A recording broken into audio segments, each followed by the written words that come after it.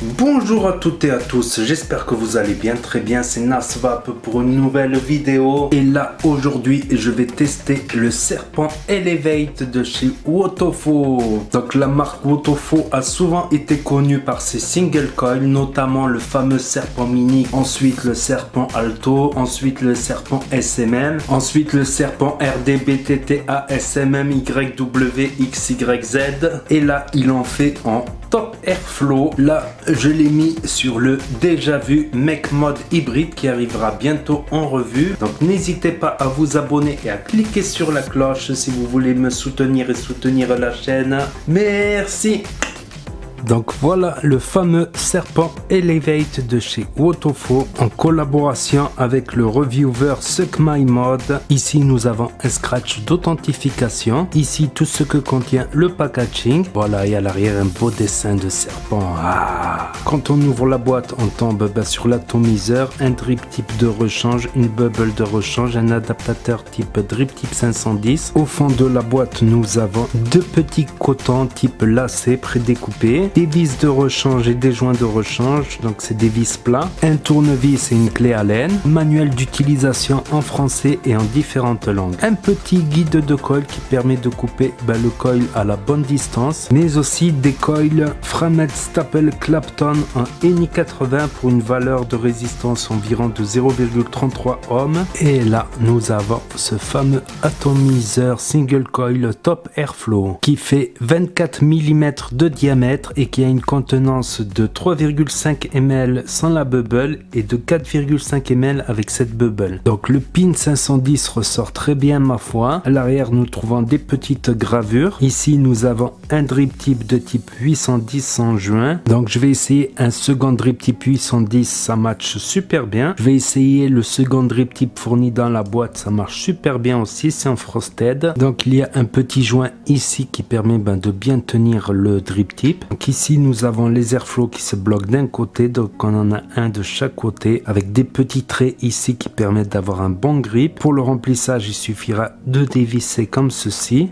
et on accède à deux grands haricots. Et ici nous avons un petit joint pour que ça soit hermétique évidemment. Donc la bague d'airflow elle peut s'enlever. Pour un nettoyage elle est tenue par un joint, il y a des petits ergots qui la bloquent d'un côté et de l'autre. Pour accéder au plateau il suffira de dévisser comme ceci et là on arrive sur un plateau de type postless. On peut y mettre des coils relativement gros, il y a 4 entrées, c'est pour qu'on puisse mettre les pas d'un côté, de l'autre ou de ce côté et de ce côté, ce qui est pratique quand on utilise des coils déjà préfaits. Ici nous voyons tout le pôle positif qui est séparé par un isolateur en pic ici et là nous voyons les deux arrivées de liquide qui sont pas mal grandes, ça va, je pense qu'il y aura une bonne capillarité ici au fond de la cuve. J'allais oublier cette fameuse cloche, donc l'air il va passer par là tout autour, il y a comme une seconde cloche ici où la vapeur va pouvoir passer. Donc pour changer le Pyrex il suffira d'appuyer comme ceci, ça s'enlève très facilement et on peut mettre la petite bubble. Donc les vis de poste c'est des vis en clé Allen, mais les vis de rechange elles sont en vis plat si on préfère les vis plats. Donc je vais dévisser les deux postes concernés. Là nous allons couper les pattes du coil, donc là il nous est indiqué par une petite flèche que c'est 6 mm. Donc on va positionner le coil comme ceci, prendre la pince Wotofo, tenir de l'autre côté pour éviter la projection vers soi et on fait pareil avec l'autre.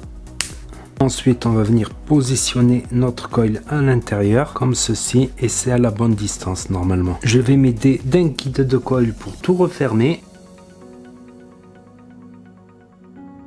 Ensuite on peut repositionner un peu le coil pour qu'il soit bien au milieu, bien centré évidemment. J'avais oublié de parler des airflows, donc les airflows ça va passer par ici, par ce petit trou là. Ça va venir taper le coil par en dessous du coil et sur les côtés par ce petit trou là. On place ça sur une petite table ou une box électro et ça m'indique 0,33. Ensuite je vais mettre un petit coup de chauffe, vous allez voir les petites fumées s'échapper, c'est toutes les saletés, tout ça qu'il y a sur le coil. Ensuite je vais procéder au rodage en resserrant les spires et en grattant un peu pour enlever les petits points chauds. Ensuite il faut qu'il chauffe des spires du milieu aux spires extérieures, il y en a peu mais bon.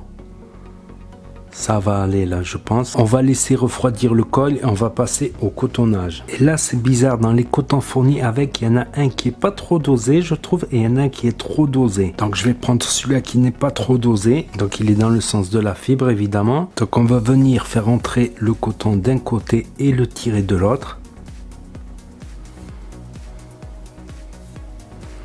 Je vais couper un peu plus que le diamètre de l'atomiseur. Je vais venir tenir d'un côté comme ça pour pouvoir aérer tranquillement l'autre côté en enlevant quelques brindilles. Et pareil de l'autre côté. Ensuite, on peut positionner les cotons à l'intérieur des arrivées de liquide. Et pareil de ce côté. Je viens y mettre un peu de jus sur le coil et mais aussi sur les cotons. Une fois que le coton est bien imbibé, on peut faire un petit test de fire pour voir si tout marche bien. Et tout a l'air de bien marcher, on remet un peu de jus. Ensuite, on peut remettre le reste et revisser. Et ensuite, procéder au remplissage par un des haricots. Ils sont pas énormes les haricots, mais ça va, ça passe. Et ensuite, on peut remettre le top cap et le drip tip. Et voilà ce que ça donne avec la bubble. Donc maintenant, je vais le tester et vous dire les points positifs et négatifs. Donc le voici, le voilà tout prêt. Donc avant de commencer, je tenais à signaler que même le plus petit coton fourni avec, je le trouve qu'il était trop gros dans le coil justement. Un coup on a les saveurs, un coup on n'a plus les saveurs, un coup elles reviennent. Du coup ce que j'ai fait, c'est que j'ai ouvert, j'ai refait un petit rodage et j'ai mis ma dose de coton habituelle, c'est-à-dire que ça passe avec un peu de restriction sans que ça fasse bouger le coil. Or les cotons qui m'ont fourni avec, bah, ça faisait bouger un peu les spires du coil. Puis quand le coton est trop tassé dans le coil, ben le jus il a du mal à rentrer dans le coil évidemment. Donc ça c'est ma façon propre de cotonner à moi et ça marche beaucoup mieux en cotonnant un petit peu moins. Donc là je l'ai mis sur un petit mode méca déjà vu qui arrivera bientôt en vidéo, mais je l'ai aussi testé en électro. Je vous dirai ce que j'en pense aussi en électro. Donc voilà ce que ça donne en vapeur.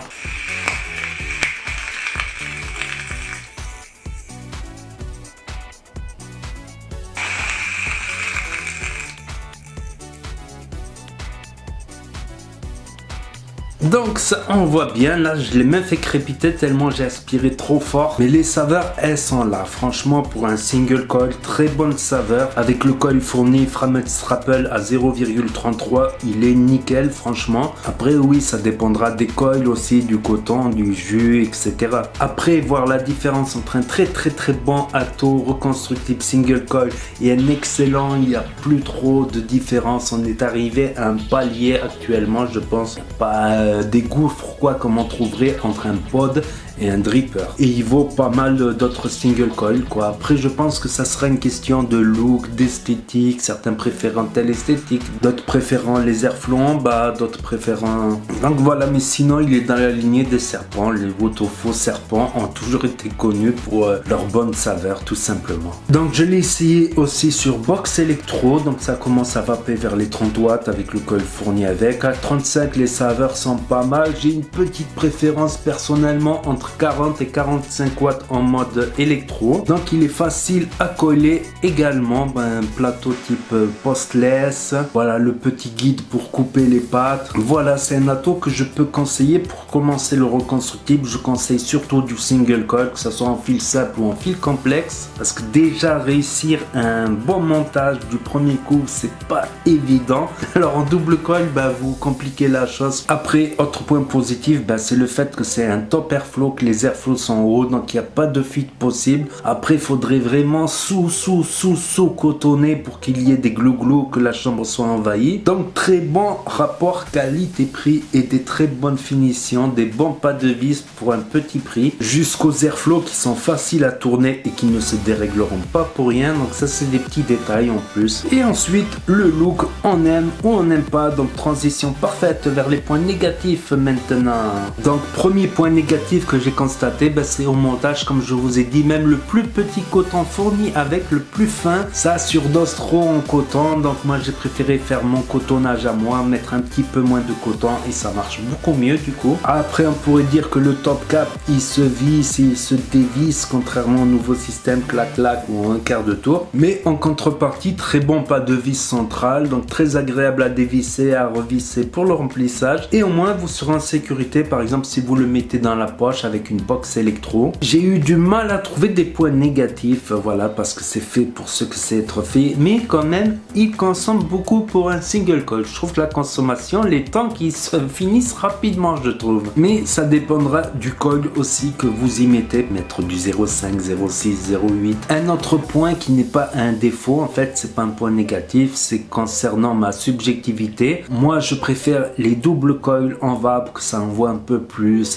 de vapeur, un peu plus de saveur, un peu plus de chaleur selon le montage qu'on fait en double coil. Mais d'autres gens préféreront le single coil parce que c'est une vape moins agressive, plus douce, plus smooth. Donc c'est une question de simple préférence personnelle, mais je vais dire que voilà, si j'ai que ça pour vaper toute la journée, je suis très content quoi. Je peux passer des journées à vaper ça, on va dire le double coil, c'est pour me faire un petit peu plus plaisir. Donc maintenant on va passer au bilan final et à la note finale. Donc allez, je lui mets une note de 8 sur 10, 8,5 sur 10 en catégorie single coil, parce qu'il n'y a pas de mal, il n'y a pas d'énormes défauts, il est très bien fait, il est très bien fini, il donne de bonnes saveurs. Si on y met un bon coil, évidemment, qu'on le cotonne bien. Donc il y a le recurve dual aussi qui m'a envoyé, donc elle sera peut-être publiée avant ou après cette vidéo, sûrement avant cette vidéo. Et le petit mode que j'ai, le déjà vu, que vous avez déjà vu sûrement quelque part. Donc ça arrivera bientôt en vidéo, donc n'hésitez pas à vous abonner si vous voulez suivre mes prochaines vidéos et à cliquer sur la cloche.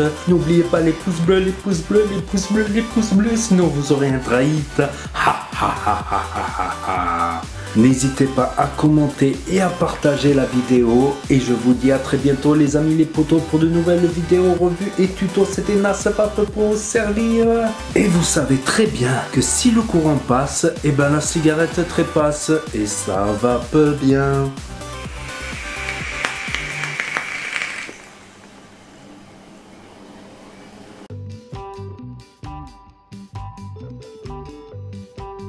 Et là, on arrive sur un plateau de type topless.